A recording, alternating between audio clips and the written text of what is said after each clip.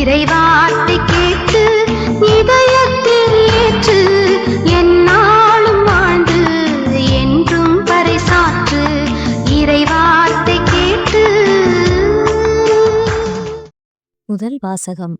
இரக்கம் காட்டுவதற்காகவே கடவுள் அனைவரையும் கீழ்ப்படியாமைக்கு உட்படுத்தினார். திருத்தூதர் பவுல் ரோமையர்க்கு எழுதிய திருமுகத்திலிருந்து வாசகம்.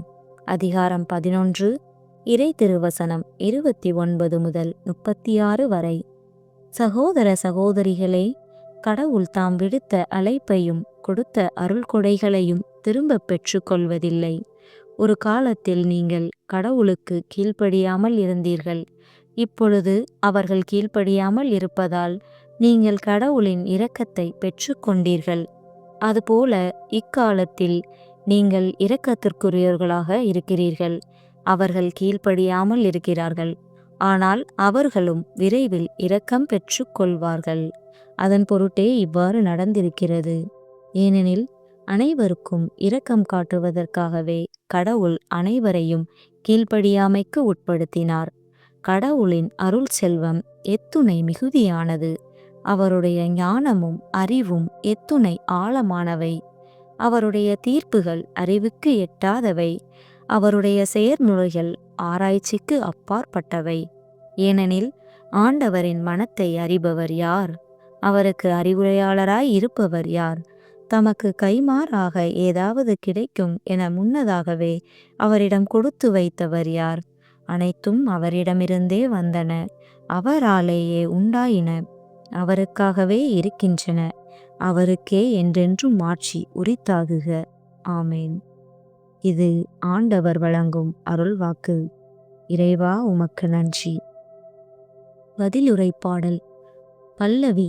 உமது பேரன்பின் பெருக்கினால் கடவுளே எனக்கு பதில் தாரும். உமது பேரன்பின் பெருக்கினால் கடவுளே எனக்கு பதில் தாரும். எளியேன் சிறுமைப்பட்டவன், காயமுற்றவன்.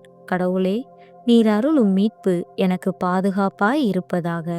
கடவுளின் பெயரை நான் பாடி புகழ்வேன். அவருக்கு நன்றி செலுத்தி அவரை மாட்சிமைப்படுத்துவேன். உமது பேரன்பின் பெருக்கினால் கடவுளே எனக்கு பதில் தாரும். எளியோர் இதை கண்டு மகிழ்ச்சி அடைவார்கள்.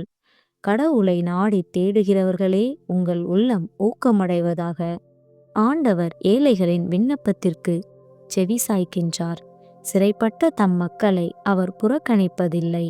உமது பேரன்பின் பெருக்கினால் கடவுளே எனக்கு பதில் தாரும். கடவுள் சீயோனுக்கு மீட்பளிப்பார்.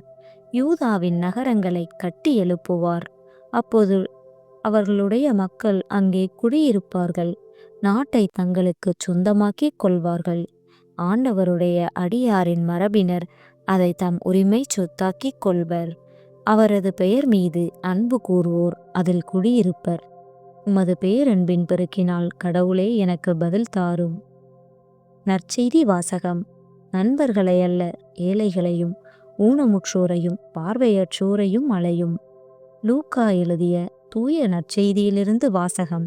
அதிகாரம் 14, இறை திருவசனம் 12 முதல் 14 வரை.